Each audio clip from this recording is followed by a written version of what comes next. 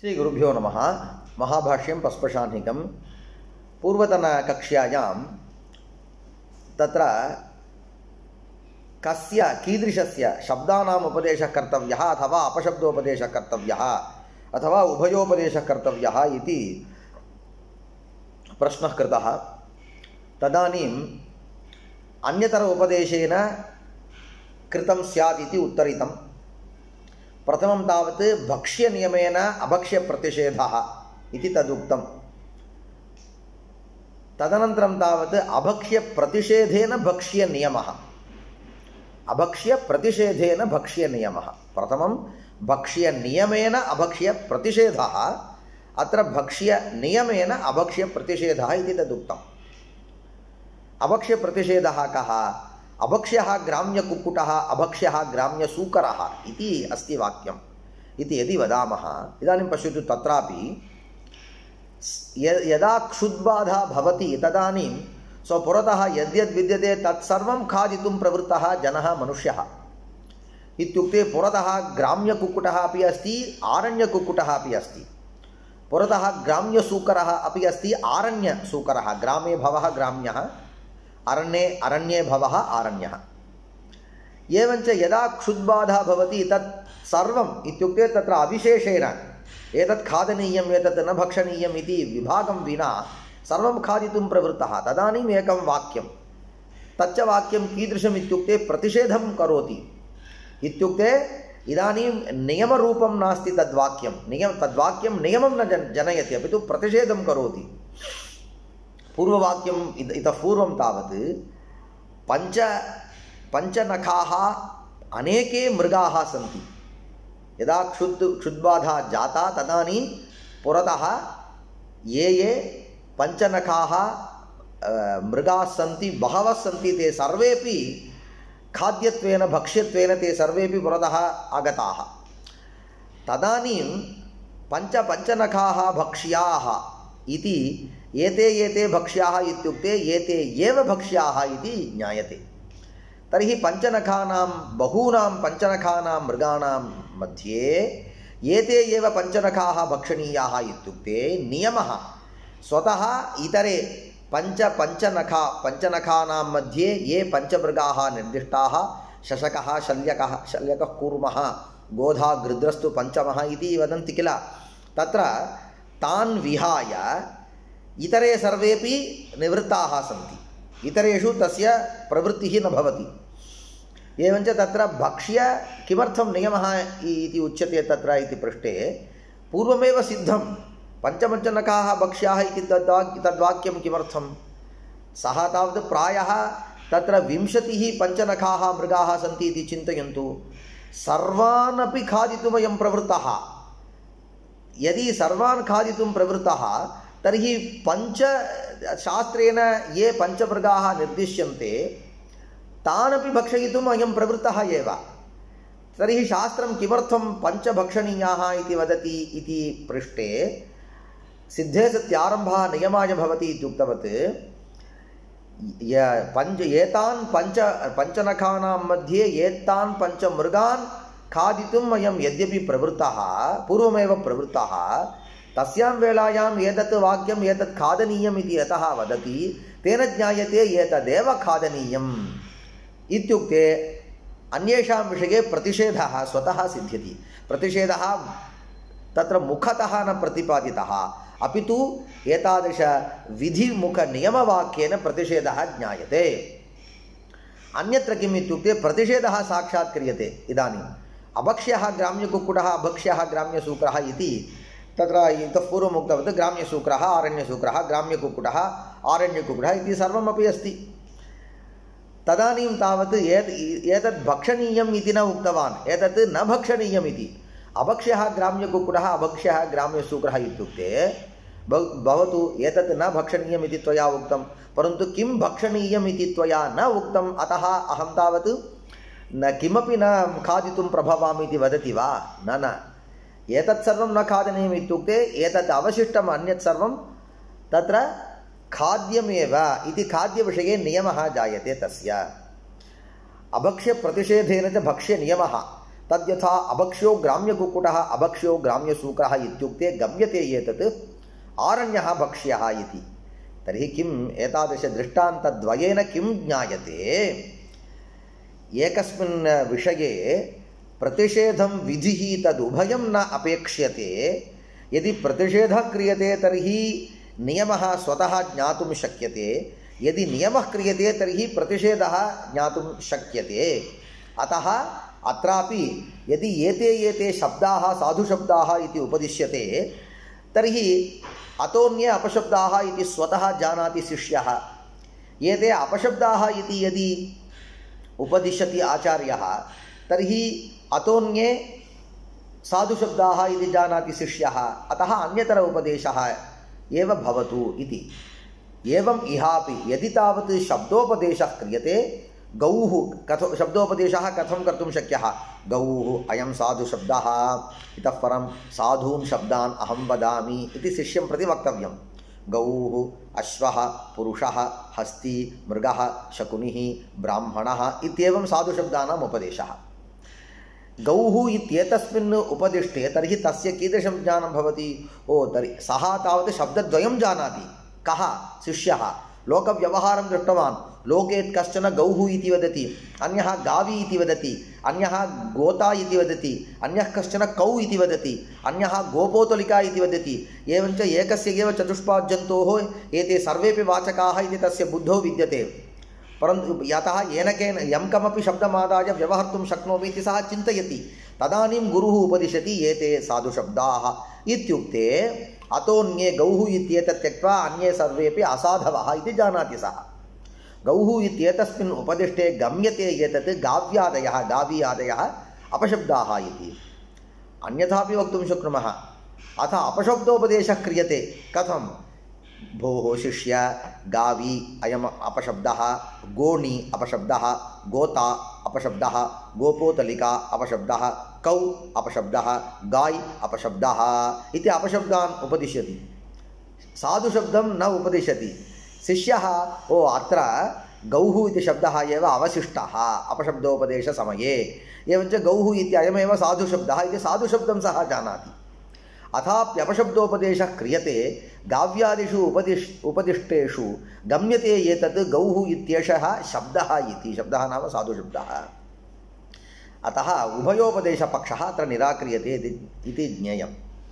भवतु इदानीं वदतु, उभयोर्मध्ये कतरः पक्षः ज्यायः? किं पुनरत्र ज्यायः? लघुत्वात् शब्दोपदेशः वदति, शब्दोपदेशः एव लघुः। किं कारणम्? इदानीमेव अस्माभिः दृष्टं किल, गौः अयं साधुशब्दः इत्युक्ते अल्पः भवति अयम् उपदेशः। गावी, गोणी, गोता, गोपोतलिका, कौ, गाय इत्येतत् सर्वम् अपशब्दाः इत्युक्ते लोके यावन्तः अपशब्दाः सन्ति तावतां सर्वेषामपि सङ्ग्रहं कृत्वा उपदेशः कर्तव्यः। महान् विद्यते। अतः अपशब्दोपदेशः महान् विद्यते, तत्र साधुशब्दोपदेशः लघुः विद्यते। लघुत्वात् शब्दोपदेशः ज्यायः। लघीयान् शब्दोपदेशः, गरीयान् अपशब्दोपदेशः। कथम् इत्युक्ते वदति, एकैकस्य शब्दस्य बहवः अपभ्रंशाः। अपशब्दः इति आरम्भे उक्तम्, इदानीम् अपभ्रंशः इति वदति। एवञ्च अपशब्द अपभ्रंशयोः समानार्थत्वमेव एतद्ग्रन्थानुरोधेन। अपशब्दोपदेशः, एकैकस्य शब्दस्य बहवः अपभ्रंशाः। एवञ्च साधुशब्देभ्यः अपभ्रष्टाः कालान्तरे अपशब्दाः ते। साधुशब्देभ्यः एव ते अपभ्रष्टाः इति ज्ञायते। एकैकस्य शब्दस्य बहवः अपभ्रंशाः। तद्यथा वदति, गौः इति साधुशब्दः, तस्य गावी, गोणी, गोता, गोपोतलिका इत्येवमादयः अपभ्रंशाः। अतः किं कर्तव्यम्? अपशब्दोपदेशः एव कर्तव्यः। क्षम्यतां, शब्दोपदेशः एव कर्तव्यः इति। किमर्थं शब्दोपदेशः कर्तव्यः? स एव लघुः विद्यते। तदनन्तरं न केवलं लघुः विद्यते, यदि शब्दोपदेशं कुर्मः तर्हि एते एव इष्टाः मम इत्यपि ज्ञानं शिष्यस्य भवेत्। इदानीं पश्यन्तु, गावी गौणी गोता गोपो तलिका कौ गाय इत्येते सर्वे अपशब्दाः इत्युक्ते गौः साधुशब्दः इति ज्ञानं शिष्यस्य भवेत्। परन्तु आचार्यस्य अपशब्दाः तस्य ज्ञानं भवेत्। किं ज्ञानम्? एते एते अपशब्दाः, एते एते साधुशब्दाः इति ज्ञानं भवति। परन्तु उभयेषां शब्दानां मध्ये इष्टः शब्दः कः, इष्टाः शब्दाः के इति तस्य ज्ञानं न भवति।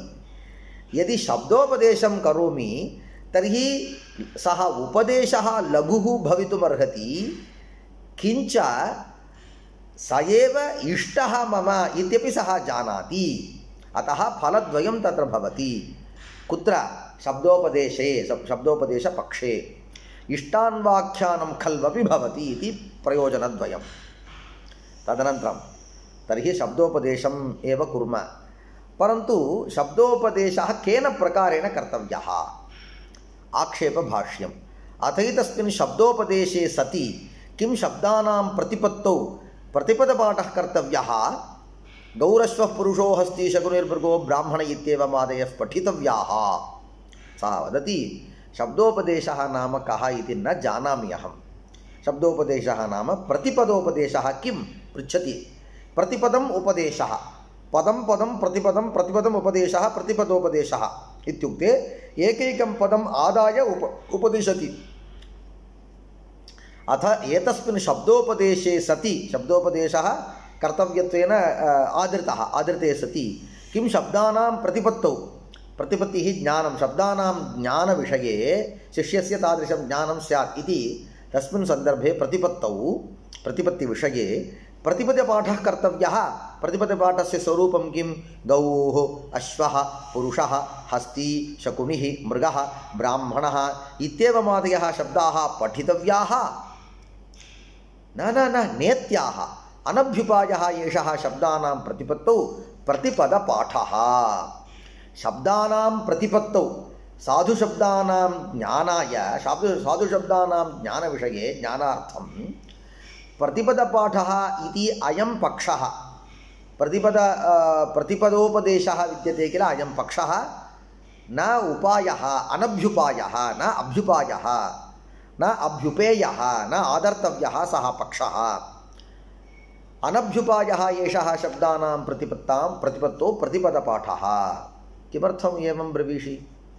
एवं डिक्षनरी विद्यते, डिक्षनरी मध्ये कोशमध्ये शब्दकोशमध्ये ये शब्दाः सन्ति तान् शब्दान् एकः शिष्यः यदि सम्यक् पठेत् तर्हि शब्दज्ञानं भवेत्।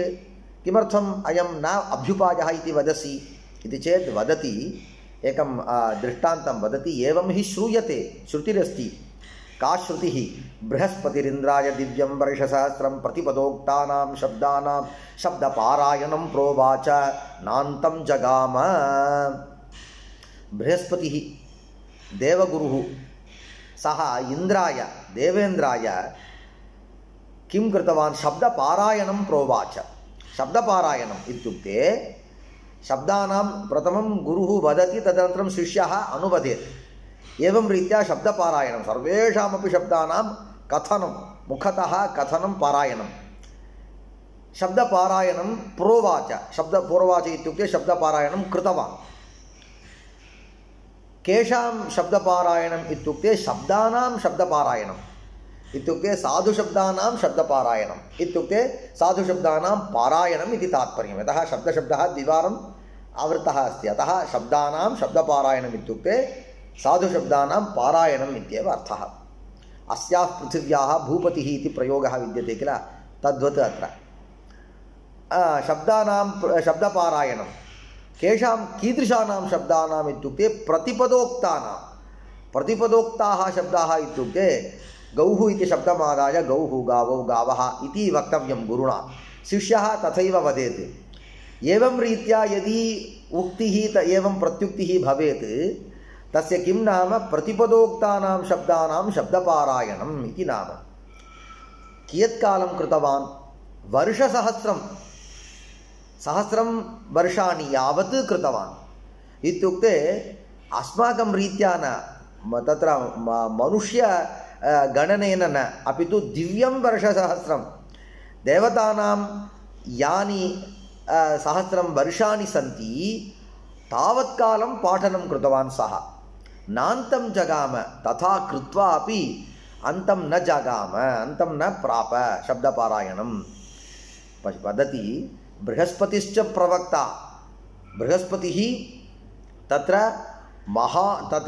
महाप्राज्ञः इति उच्यते देवानां च ऋषीणां च बुद्धिभूतं त्रिलोकेशं बुद्धिभूतं त्रिलोकस्य इति अस्ति तादृश साक्षात् बुद्धिरूपः अस्ति बृहस्पतिः सः प्रवक्ता अध्यापकः इन्द्रः अध्येता इन्द्रः तावत् देवानां पतिः सः कालः कः इत्युक्ते दिव्यं वर्षसहस्रम् अध्ययनकालः नान्तं जगाम पश्यतु शब्दपारायणपक्षे महान् क्लेशः अस्ति यदि शब्दपारायणम् इति पक्षं वयं स्वीकुर्मः तदानीं शब्दानां प्रतिपत्तिः अस्मिन् जन्मनि न भवति इति वदति किं पुनरद्यत्वे सः वदति तत्र दिव्यं वर्षसहस्रम् उपदेशं कृत्वापि नान्तं जगाम इत्युक्ते अद्यत्वे तत् फलदायकं भवितुम् अर्हति किं पुनरद्यत्वे किं कारणम् अद्य इति किमर्थं वदसि इत्युक्ते यः सर्वथा जीवति वर्षशतं जीवति अस्माकं भूलोक अनुसारेण यदि पश्यामः तत्र बहु औषधादिकं गृहीत्वा यदि सम्यक् जीवनं करोति तथापि वर्षशतमेव जीवितुं प्रभवति तत्तावत् वर्षसहस्रं तत्र अस्माकं रीत्या इत्युक्ते मनुष्य गणनया अपि सहस्रं वर्षाणि इति तावत् न सम्भवति अन्ततो गत्वा 100 वर्षाणि सम्भवन्ति यः सर्वथा चिरं जीवति चिरञ्जीवी इति कः उच्यते यः वर्षशतं जीवति स एव चिरञ्जीवी इति उच्यते यः सर्वथा चिरञ्जीवति वर्षशतं जीवति तर्हि भवतु नाम 100 वर्षाणि अहं शब्दपारायणरीत्या अहं पठामि शब्दान् पठामि इति वक्तुं न प्रभवामः किं कारणम् इत्युक्ते तत्र पठनार्थम् अस्माकं जीवने तत्र पादभागः एव अस्माकं जीवने अस्ति चतुर्भिश्च प्रकारैः विद्या उपयुक्ता भवति विद्या नाम तत्र विद्यार्जनं कुर्मः तत्र अर्जितायाः विद्यायाः फलं कीदृशम् अथवा विद्या इति एकः पदार्थः विद्यते किल तस्य कुत्र कुत्र सम्बन्धः इत्युक्ते चतसृषु अवस्थासु तस्याः विद्यायाः सम्बन्धः अस्ति आगमकालः स्वाध्यायकालः प्रवचनकालः व्यवहारकालः आगमकालः नाम अध्ययनकालः अध्ययनकालः नाम गुरोः सकाशात् पठनं स्वाध्यायकालः इत्युक्ते गुरोः सकाशात् ज्ञातस्य विषयस्य पुनः रहसि अथवा अन्यत्र स्थित्वा स्वयमेव चिन्तनादिकं करोति किल तस्य स्वाध्यायः इति नाम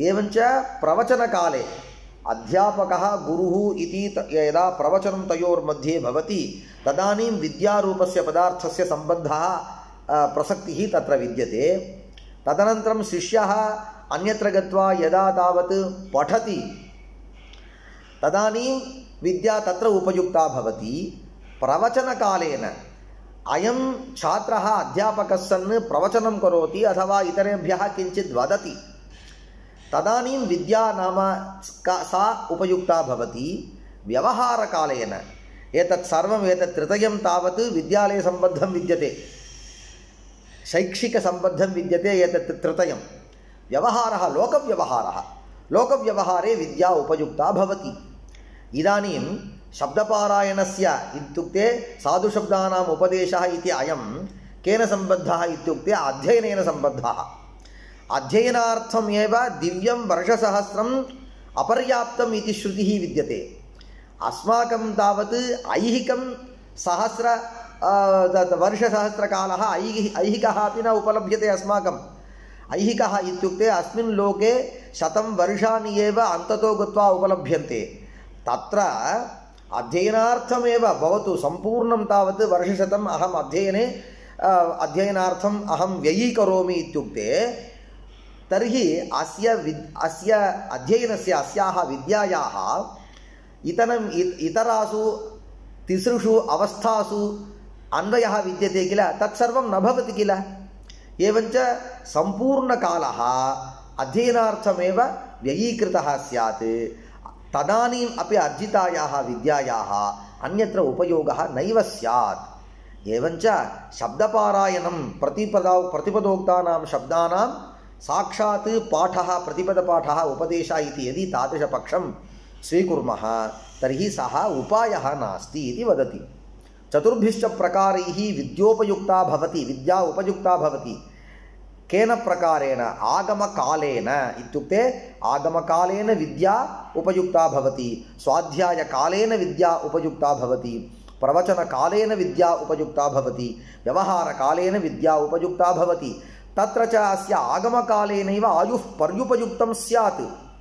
यः तादृशपन्थानं तादृशप्रकारम् आश्रयते तस्य सर्वमायुः तथा व्ययीकृतं स्यात्, पर्युपयुक्तं स्यात्। तस्मात् अनभ्युपायः शब्दानां प्रतिपत्तौ प्रतिपदपाठः न कर्तव्यः। तर्हि प्रतिपदपाठः यदि न उपायः तर्हि अन्यः कः पक्षः अस्ति?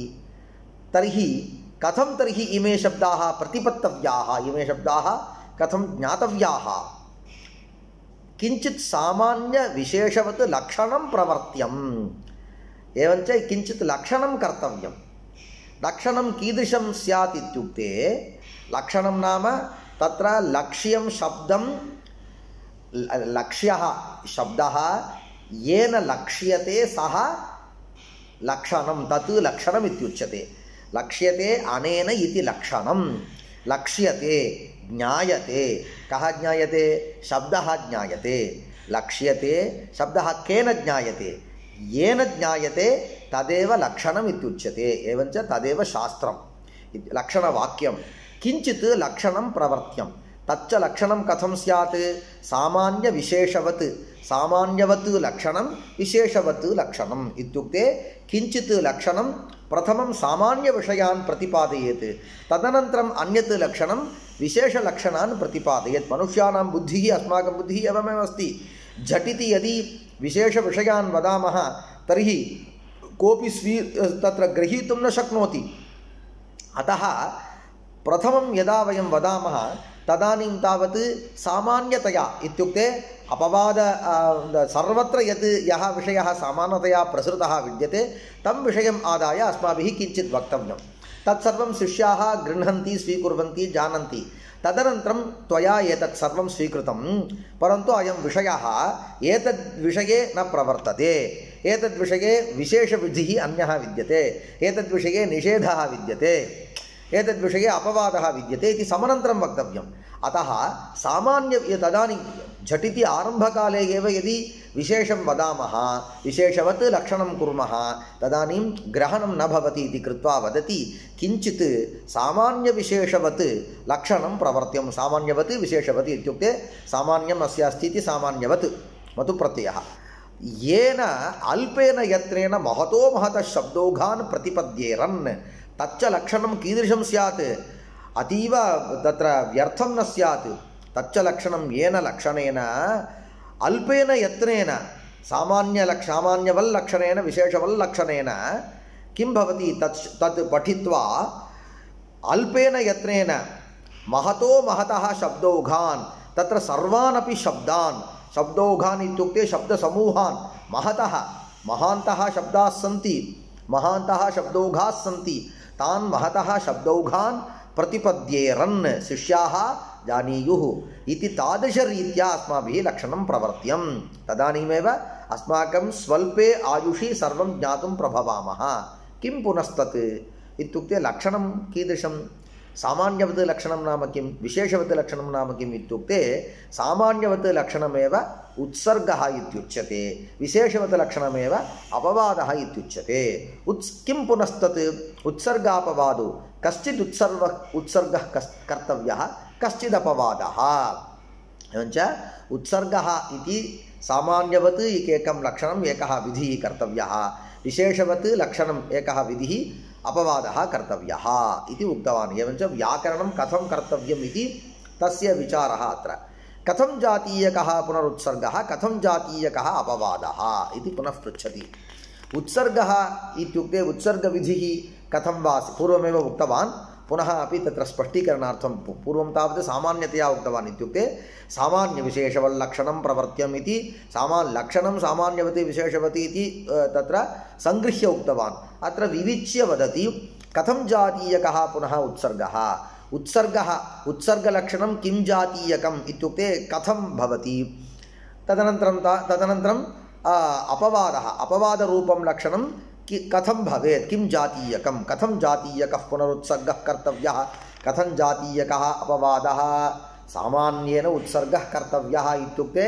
सामान्यवत् यत् लक्षणं विद्यते तदेव लक्षणम् उत्सर्गः सामान्येन उत्सर्गः कर्तव्यः किं वदति तद्यथा कर्मणि अन् भवतु तत्र कर्मकारके उपपदे अण् भवति इति सूत्रस्य अर्थः कर्मणि अण् धातोः अण् भवति धातोः इत्येव उक्तं तत्र कस्मात् धातोः इति न उक्तम् एवञ्च तत्सूत्ररीत्या कर्मणि अण् इति सूत्ररीत्या कर्मणि उपपदे सर्वेभ्यः अपि धातुभ्यः अण् प्रत्ययः भवति इति सामान्यतया उक्तं परन्तु यदि वस्तुतः ज्ञेयं सर्वेभ्यः धातुभ्यः अण् प्रत्ययः न भवति यदि धातुः आकारान्तः तदानीं का प्रत्ययः एव भवेत् एतत् जानाति आचार्यः तथापि उपदेशकाले विविच्य विशेषेण न वदति प्रथमं शिष्यः यदि वदेत् शिष्यः तथा ग्रहीतुं न शक्नुयात् इति कृत्वा सर्वेभ्यः धातुभ्यः अण् प्रत्ययः तदनन्तरं शिष्यः एवञ्च कुम्भं करोति इति कुम्भकारः कृधातोः उपरि अण् प्रत्ययं कृत्वा कुम्भकारः इति कल्पितवान् एवमेव गां ददाति इति गो इति कर्म उपपदं विद्यते दा इति दा धातुः विद्यते तदानीमपि अण् प्रत्ययः भवेत् इति तत्र प्रसक्तः शिष्यः तत् कर्तुं प्रसक्तः तदानीं झटिति आचार्यः आतोनुपसर्गेकः ननु यदि आकारान्तः धातुः दा धातुः आकारान्तः समीपे उपसर्गः यदि न स्यात् तदानीम् अण् प्रत्ययः न भवति तर्हि का प्रत्ययः भवति गां ददाति इति गोदः तर्हि मिलित्वा यदि कथयेत् तर्हि ग्रहणार्थं श्रमः भवेत् अतः सामान्यतया इत्युक्ते सर्वेभ्यः धातुभ्यः अण् प्रत्ययः भवेत् इति प्रथमं वदतु तदनन्तरं तस्य यत्र यत्र निषेधः अथवा अप्रवृत्तिः अथवा विशेषविधिः अस्ति तत् अनन्तरम् उच्यतां नाम तस्य तद्यथा सामान्येन उत्सर्गः कर्तव्यः तद्यथा कर्मणि अण् तस्य विशेषेण अपवादः तद्यथा आतोनुपसर्गेकः एवं रीत्या लक्षणं कर्तव्यम् अतः प्रतिपदपाठः न कर्तव्यः अपि तु लक्षणमेव कर्तव्यं तर्हि शब्दानुशासनं नाम एतदनुशासनं किं रूपम् इत्युक्ते लक्षणरूपम् एतत् शब्दानाम् अनुशासनम् इति तावत्पर्यन्तं कृतम् इतः परं तावत् शब्दस्य अर्थः कः इति विचारः अनन्तरं पश्यामः श्रीगुरुभ्यो नमः।